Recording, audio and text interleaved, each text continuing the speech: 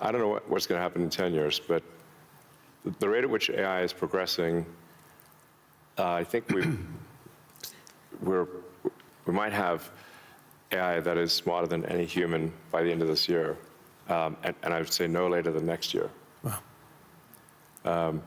And then probably by 2030 or 2031, call it 5 years from now, AI will be smarter than all of humanity collectively.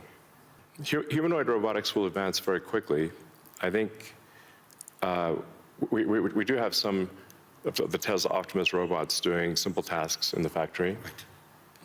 We expect probably later this year. By the end of this year, I think they'll be doing more complex tasks, but still deployed in an industrial environment. And probably sometime next year, I'd say that by the end of next year, I think would be selling humanoid robots to the public.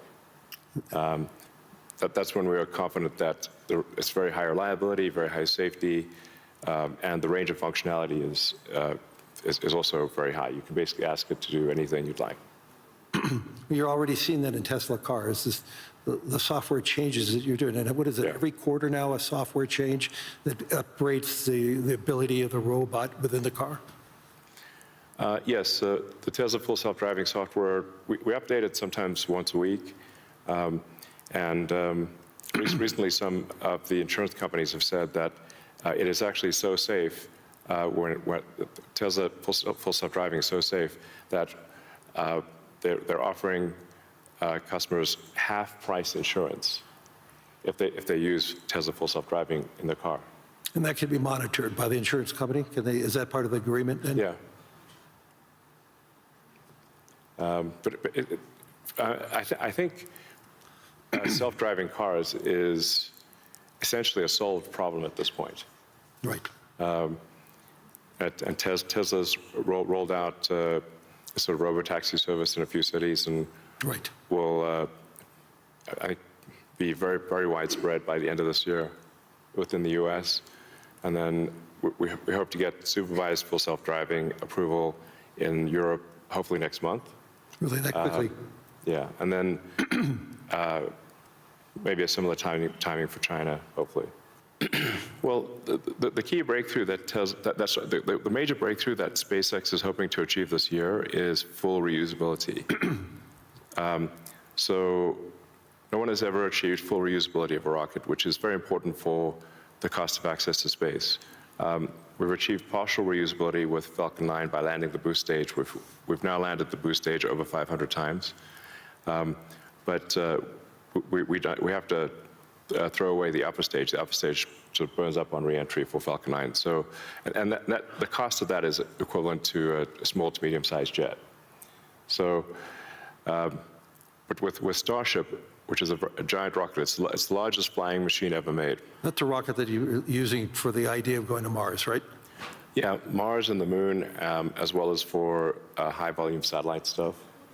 So Starship, hopefully this year we should prove full reusability for Starship, which will be a profound invention because the cost of access to space will drop by a factor of 100 when you achieve full reusability.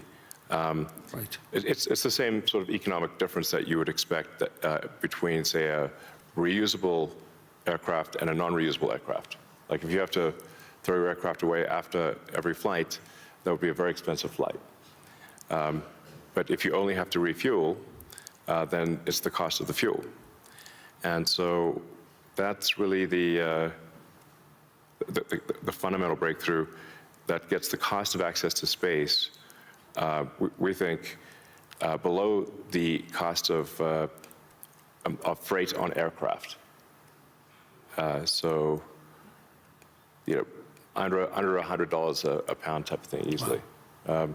So it makes putting large satellites into space very low, very cheap. And then when you have solar in space, you get 5 times more effectiveness, maybe even more than that, than solar on the ground, because it's always sunny. It's cold. And It's always sunny, so you don't have a day-night cycle or seasonality or weather, and you get about 30% more power in space because you don't have atmospheric attenuation of the power. Right. The net effect is solar is 5 times more. Any given solar panel will do 5 times more energy in space than on the ground. Is there any capacity in doing that and then taking that power and bringing it back to Earth? Is there any way of doing that, or you're just taking that power and utilizing it for the needs, like building AI data centers in space? I think the case, it's a no-brainer for building solar-powered AI data centers in space, because as you mentioned, it's also very cold in space. If you're in the shadow, then it's very cold in space, just 3 degrees Kelvin. So you just have solar panels facing the sun, and then a radiator that's pointed away from the sun, so it has no sun incidence, and then it's just cooling. It's a very efficient cooling system. So net effect is that the lowest cost place to put AI will be space, and that'll be true within 2 years, maybe 3 at the latest. Wow. So looking 10 or 20 years out, how would you describe success with AI or space technology, and where do you see it? Are you more certain what's going to happen in the next 3 years, or 5 or 10? I don't know what's going to happen in 10 years, but the rate at which AI is progressing, I think we might have AI that is smarter than any human by the end of this year, and I would say no later than next year. Wow. And then probably by 2030 or 2031, call it 5 years from now, AI will be smarter than all of humanity collectively. I mean, as a kid, I read a lot of science fiction, sci-fi fantasy books. Yeah, we talked about and comic books, and I always liked technology. I didn't expect to be where I am today. That seems incredibly implausible. But I was inspired by reading about books about the future, about science fiction, and I guess I want to make science fiction not fiction forever. At some point, turn science fiction to science fact. We want to have like Starfleet and Star Trek, really, for real, like where we actually have giant spaceships traveling through space, going to other planets, traveling to other star systems. I'm just interested if I could be beamed up to go back to New York. I'd like to just be beamed back to New York instead of flying. Yeah. Talking about Star Trek. No, I guess my essential, what I would call the philosophy of curiosity. I'd like to understand the meaning of life. Is the standard model of physics correct regarding the beginning of life, beginning of existence, and the end of the universe? What questions do we not know to ask that we should ask? And AI will help us with these things. So I'm just trying to understand, how do we get here? What's going on? What's real? Are there aliens? Maybe there are. And if we've got spaceships that are traveling to other star systems, we may encounter aliens, or we may find many long dead alien civilizations.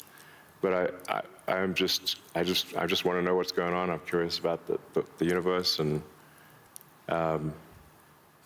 that's my philosophy. Do you see yourself ever going to Mars in your lifetime? Yeah, I mean, I would say like That's a long commitment. I've been asked. Isn't that 3 years each way? It's 6 months. 6 months, that's all it is? Yeah, 6 months, but the planets only align every 2 years. Okay. So, yeah, I've been asked a few times, like, do I want to, die on Mars? And I'm like, yes, but just not on impact.